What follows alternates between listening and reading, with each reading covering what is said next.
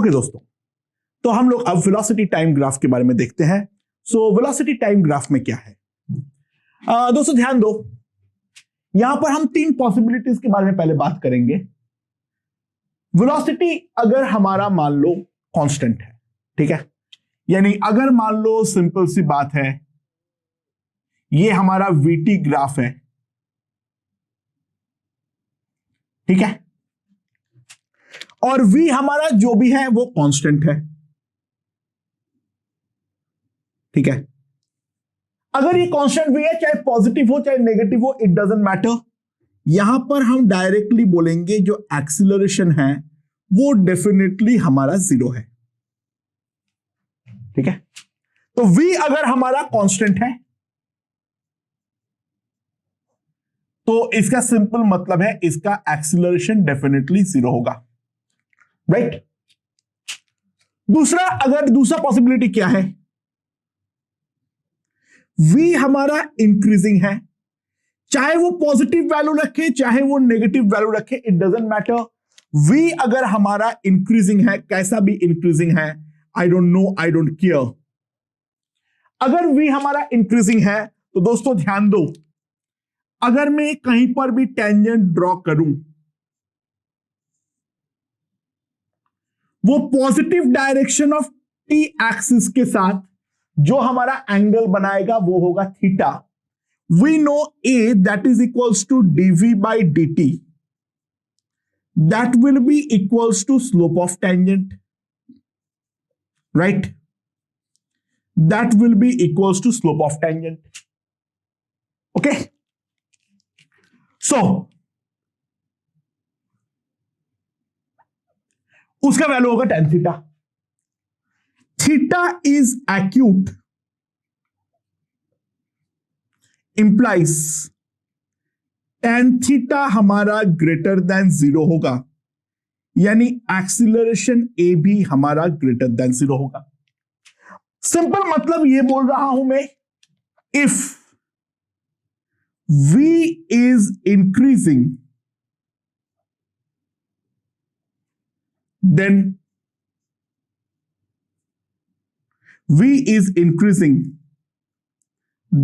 a is positive। Acceleration जो होगा वो हमारा एक पॉजिटिव क्वांटिटी होने वाली है ना। दूसरा, अगर मान लो हमारा v डिक्रीजिंग है, अगर मान लो हमारा v जो है वो डिक्रीजिंग है, तो v डिक्रीजिंग होने पर क्या होगा? ध्यान दो, कैसा भी डिक्रीजिंग है, I don't know, I don't care. मैं अगर ये वाले ग्राफ पर एक टेंजेंट ड्रॉ करूं, ये वाले ग्राफ पर अगर मैं टेंजेंट ड्रॉ करूं, तो ये टी एक्सिस के साथ जो एंगल बनाएगा थीटा, ध्यान देना थीटा हमारा डेफिनेटली ऑब्ट्यूस होगा, यानी a that is equals to dv by dt that is equals to tan theta. ये तो मैं लिख सकता हूं, बट थीटा हमारा क्या है? Theta is obtuse. तो थीटा अगर हमारा ऑब्ट्यूस है तो सिंपल सी बात है that implies tan theta is less than zero, यानी ए जो आएगा that will B also less than zero. tan theta हमारा लेस देन जीरो है तो ए भी हमारा लेस देन जीरो होगा, यानी सिंपल सी बात है, if v is decreasing, v अगर हमारा डिक्रीज कर रहा है with respect to time, then a will be less than zero. तो स्लोप के पॉइंट ऑफ व्यू से तीन ही पॉसिबिलिटीज बनेगा, या तो हमारा v जो हो वो हमारा कांस्टेंट हो, तो वहां पर एक्सीलरेशन जीरो है। v हमारा इंक्रीजिंग हो, कैसा भी हो रहा है, concave up concave down, I don't care, I don't want to know. v का मैग्नीट्यूड जो है वो हमारा पॉजिटिव है, वो हमारा नेगेटिव है, वो भी हमें नहीं जानना है। v अगर हमारा इंक्रीज कर रहा है, इंक्रीजिंग ग्राफ है विथ रेस्पेक्ट टू टाइम, तो हमारा एक्सीलरेशन जो आएगा वो डेफिनेटली पॉजिटिव आएगा। और v अगर हमारा डिक्रीज कर रहा है irrespective of the concavity, irrespective of the sign of the v अगर हमारा डिक्रीज कर रहा है तो एक्सीलरेशन डेफिनेटली हमारा नेगेटिव आएगा। अच्छा, v का vt ग्राफ का जो कॉन्केविटी देता है वो बेसिकली क्या होगा, ध्यान देना। कॉन्केविटी ऑफ vt ग्राफ वो क्या है? अच्छा, वो किससे रिप्रेजेंट होगा? That will be d square v by d t square, and d square v by d t square can be also written as d by d t of dv by dt.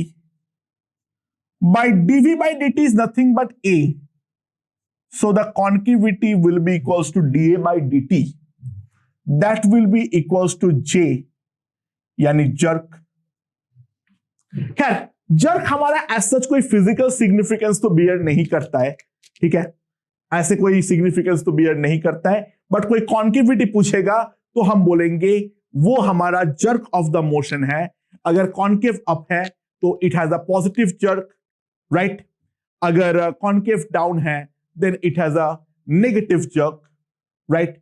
And if is a straight line then jerk is zero, यानी the acceleration जो है वो हमारा एक constant acceleration है, right? So these are the possibilities of VT graph with respect to the slope. But इसके अलावा अगर हम बात करें, इसके अलावा अगर हम बात करें, जो क्या इंटीग्रेशन कोई चीज बियर करता है या नहीं करता है, उसका फिजिकल सिग्निफिकेंस कोई चीज बियर करता है या नहीं करता है, ध्यान देना। जो हमारा v है that is equals to dx by dt, तो dx जो आएगा that will be equals to integral vdt, vdt. So integral dx that is x2 minus x1, that is integral vdt from t1 to t2, right? यानी जो total displacement है वो हमारा integral vdt from t1 to t2 को represent करता है। तो दोस्तों एक चीज ध्यान रखो, जो अगर ये है मान लो मेरा वीटी ग्राफ, ये है मान लो मेरा VT graph, this a T axis, कैसा भी ग्राफ है आई डोंट नो, ये हमारा इनिशियल वैल्यू है t1 जहां से मुझे जानने की दिलचस्पी है, और ये है मान लो मेरा फाइनल वैल्यू t2 जहां तक जानने का मेरा मन है। तो इंटीग्रल vdt क्या चीज सिग्निफाई करेगा दोस्तों? डेफिनाइट इंटीग्रल के प्रॉपर्टी से हम जानते हैं जो ये वाला जो इंटीग्रेशन है वो हमारा ये वाला जो एरिया है ये टोटल एरिया देने वाला है, जिसके अंदर टी एक्सिस के ऊपर का जो एरिया है we consider it as a positive area, और टी एक्सिस का जो नीचे का एरिया है it will be a negative area. So VT graph का जो एरिया अंडर द कर्व है, एरिया अंडर द कर्व, ठीक है, with due respect, with due respect to the sign of area, यानी अगर ऊपर है तो हम पॉजिटिव लिखेंगे, नीचे है तो हम नेगेटिव लिखेंगे, will give us the total displacement of the particle.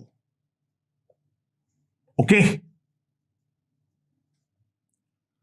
that will give us the total displacement of the particle. So slope से हमें एक्सीलरेशन मिलेगा और एरिया से हमें मिलेगा डिस्प्लेसमेंट। तो वेलोसिटी टाइम ग्राफ का दो फिजिकल सिग्निफिकेंस है, one in terms of integration, another in terms of differentiation. ये बेसिकली डेफिनेट इंटीग्रल का ही हमारा डेफिनेशन था, उसको इस्तेमाल करते हुए हम ये चीज बोलेंगे।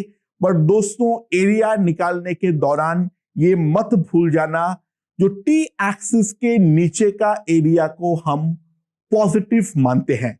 जब हम डेफिनेट इंटीग्रल करते हैं वो चीज ऑटोमेटिकली टेक केयर हो जाता है, लेकिन अगर हम एरिया से निकाल रहे हैं तो एरिया निकालने के दौरान ऊपर का एरिया और नीचे का एरिया को हमें प्रॉपर प्लॉट करके दोनों को इंडिविजुअली प्रॉपर साइन के साथ हमें ऐड या सब्सट्रैक्ट करना पड़ेगा, अदरवाइज हमारा डिस्प्लेसमेंट गलत आ जाएगा। मैं डायरेक्टली एरिया के मैग्नीट्यूड्स ऐड कर दूंगा, वो मुझे डिस्प्लेसमेंट नहीं देने वाला है, right? Okay, displacement time graph का और एक इंपॉर्टेंस है, उसको हम लोग देख लेते हैं। वो है स्पीड टाइम ग्राफ। अगर मान लो कहीं पर भी displacement time velocity time graph दिया हुआ है, ये ऊपर वाला ही ले लो, तो उसके करस्पॉन्डिंग जो स्पीड टाइम ग्राफ होगा, ध्यान देना ये सारे के सारे पॉइंट्स हमें इंस्टेंटेनियस वेलोसिटीज दे रहे हैं, और इंस्टेंटेनियस वेलोसिटी और इंस्टेंटेनियस स्पीड का मैग्नीट्यूड हमारा हमेशा सेम होता है, but speed can never be negative, speed is always positive. तो ये अगर हमारा वेलोसिटी टाइम ग्राफ है, मैंने वापस ड्रॉ कर ले रहा हूं, ये है मेरा वेलोसिटी टाइम ग्राफ, ठीक है? ग्राफ क्या है? ये हमारा है इस प्रकार का, ठीक है? तो अगर मैं इसके करस्पॉन्डिंग स्पीड टाइम ग्राफ को ड्रॉ करना चाहते हैं, तो जहां जहां पर वेलोसिटी नेगेटिव है वहां वहां पे हमें मैग्नीट्यूड लेना पड़ेगा, और जहां जहां पर पॉजिटिव है वहां पर कुछ नहीं करना पड़ेगा।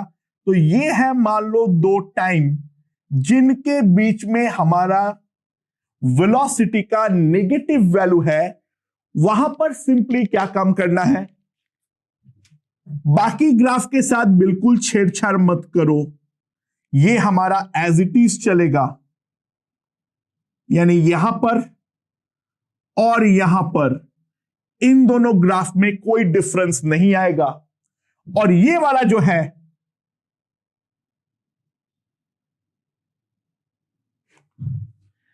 इसमें बस नेगेटिव को पॉजिटिव कर दो। This will give me the corresponding speed time graph. और दोस्तों, अब जो ये एरिया आएगा, अब जो ये एरिया आएगा, that area will be nothing but the total distance traveled. It will be the total distance traveled by the particle.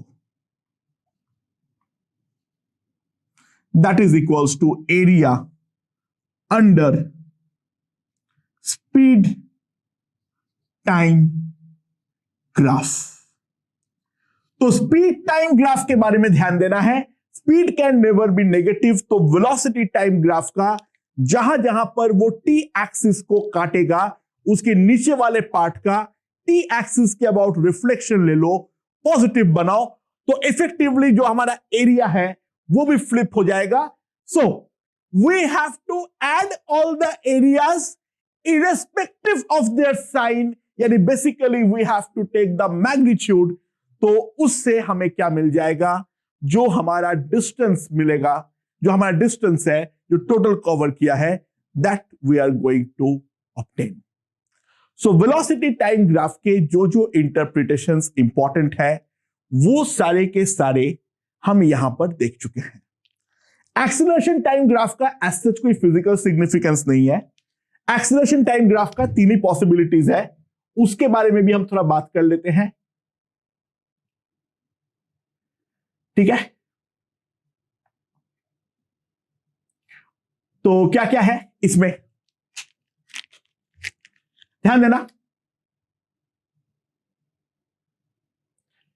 ये हमारा है ए, ये है टी। पहला पॉसिबिलिटी, ए हमारा 0 हो। ठीक है, सो v equals to constant.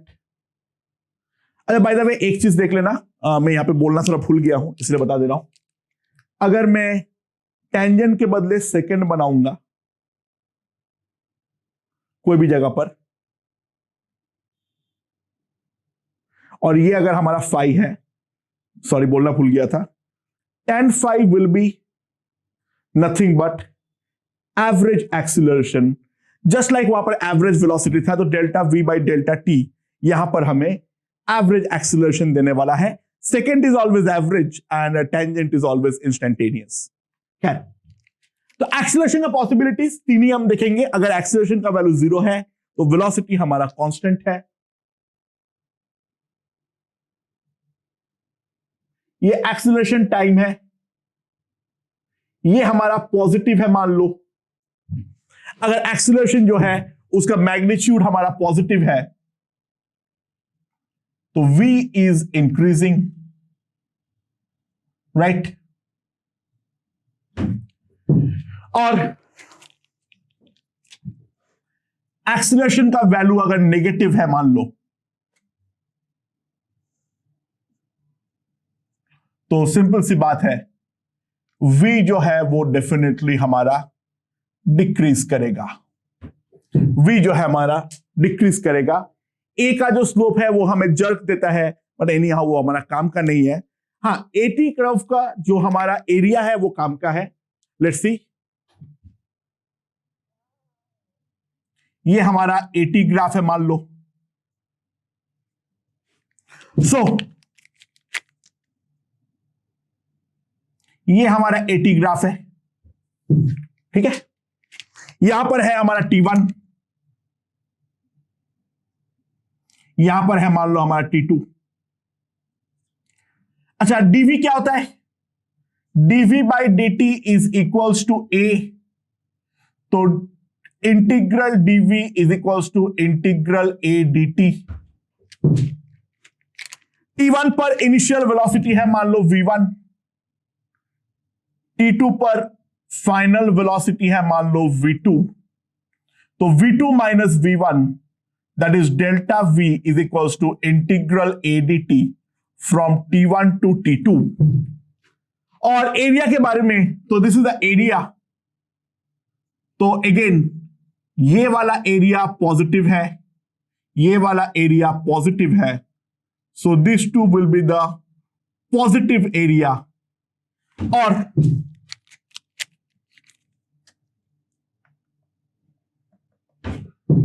This two will be the negative area. तो अगर मैं प्रॉपर साइन के साथ एरिया को ऐड करूं, तो area under the eighty curve, area under the eighty curve with due respect to sine, with due respect to sine will give me change in velocity। ठीक है, ये हमारा एक्सीलरेशन टाइम ग्राफ का जो interpretation है। Slope का हमारा कोई इंपॉर्टेंस नहीं है, बाकी जो इसका एरिया है उसका इंपॉर्टेंस है। That will give me the change in velocity, but with sign हमें ख्याल रखना है टी एक्सिस के नीचे का एरिया हमेशा हमारा नेगेटिव होता है। अच्छा, इसके अलावा एक और ग्राफ थोड़ा फिजिकली इंपॉर्टेंट होता है। वो है AX graph, acceleration displacement graph. उसका जो इंपॉर्टेंस होता है वो होता है एरिया का। तो मान लो हमें AX ग्राफ दे रखा है, ठीक है, X इज द डिस्प्लेसमेंट, कोई टाइम T1 से T2 तक,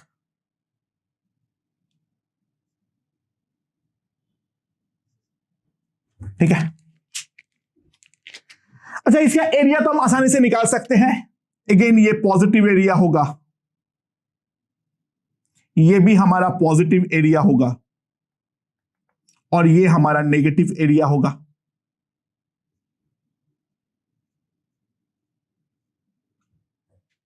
ठीक है, तो टोटल एरिया तो आ जाएगा मेरे पास ड्यू केयर ऑफ साइन, उसके साथ टोटल एरिया आ जाएगा। ये फिजिकली क्या रिप्रेजेंट करता है उस चीज के बारे में ध्यान दो। सॉरी, T1 लिख दिया हूं, यहां पे X1 है, यहां पे X2 है, सॉरी। हाँ, सो एरिया हमारे पास आ चुका है। मान लो X1 पर इसका इनिशियल वेलोसिटी है u, X2 पर इसका फाइनल वेलोसिटी है v। ठीक है, ध्यान देना, A में लिख सकता हूं v dv by dx, so A dx equals to v dv, right? A dx is equals to v dv. Therefore, integral A dx x1 to x2 is integral v dv from u to v। Left hand side जो है वो हमारे पास आ गया area with proper sign, and ध्यान देना this will be equals to, area will be equals to v square minus u square by 2। तो area under the AX diagram will give me the change in velocity, उसका दोनों का square का जो change है that divided by 2। तो AX graph का area से हम लोगों को v square minus u square by 2 का वैल्यू मिलता है within the given specified interval. So जो भी हमारा स्पेसिफिक ग्राफ्स आ सकते हैं, डिस्प्लेसमेंट टाइम या फिर वेलोसिटी टाइम या एक्सीलरेशन टाइम, इनके बारे में हम कंप्लीट चर्चा कर चुके हैं। यानी theoretically we are done, but इसमें थ्योरी कुछ होता नहीं है। हम जितना ज्यादा क्वेश्चंस लगाएंगे उतना ज्यादा ग्राफ के बारे में हमारे क्लैरिटी आएंगे। I am going to discuss all possible cases. पहले मैं एक मास्टर क्वेश्चन लूंगा, ठीक है, अब पहले मैं एक यूनिफॉर्म मोशन का पहले एक बार ग्राफ ड्रॉ कर लूंगा, उसके बाद कुछ मास्टर क्वेश्चंस लूंगा, एंड उसके बाद जो छोटे मोटे क्वेश्चंस होंगे, ठीक है, स्पेसिफिक क्वेश्चंस, उनको डील करना सीख जाएंगे। ओके